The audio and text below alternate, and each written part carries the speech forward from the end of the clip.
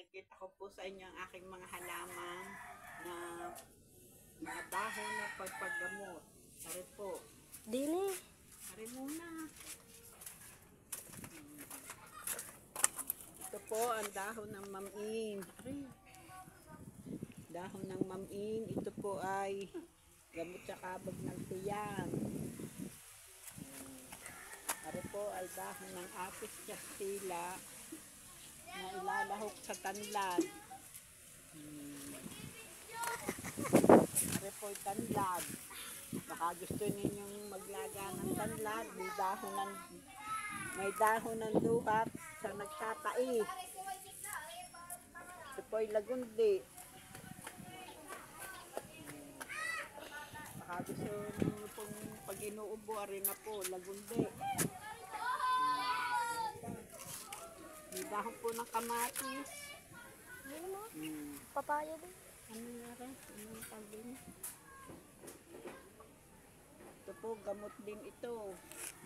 Gamot ako ng Ari pa. Ari po ang tuba.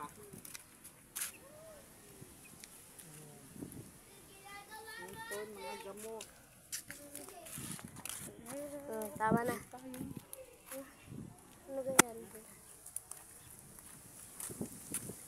Ito po ang dahon ng tuba. Kung gusto ninyong magkuhan, ito po. Mga pantapal. May alugbati. Kung gusto niyo na alugbati, punta po kayo dito sa Maligaya Road. Madami. Tama na na.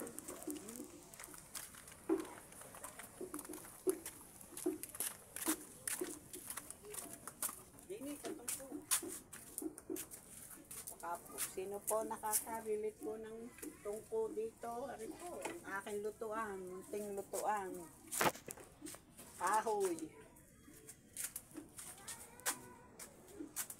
Ito ang aking mga halaman.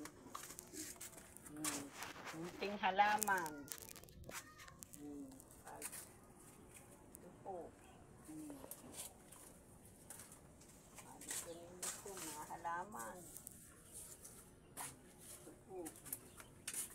Oregano. Gamot ko sa ubo. Oregano. May kamaria. Kamaria. Pag inilaga, alis ang kabag. Yan siyan.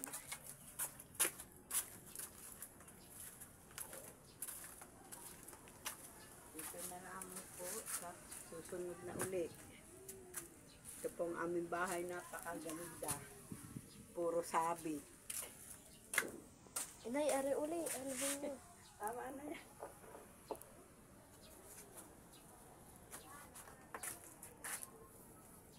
Ang langis. Ay, naruriyan. Huwag yung mga dahon, yung mga...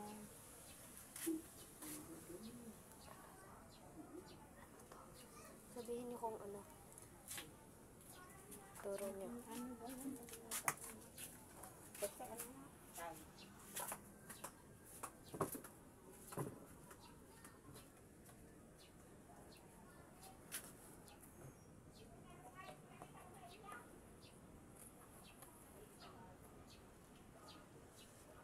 Yan po ang mga nakakagamot na dahon. Ari po ay tahibo. Tahibo. Inilalak po ito sa dito po sa tanlad. Saka ito po. Yan po, sama-sama ng pagkukuhan. Paglalaga. Lahat. Ito po gamot sa mga sakit ng tiyan, tatapos sa tiyan.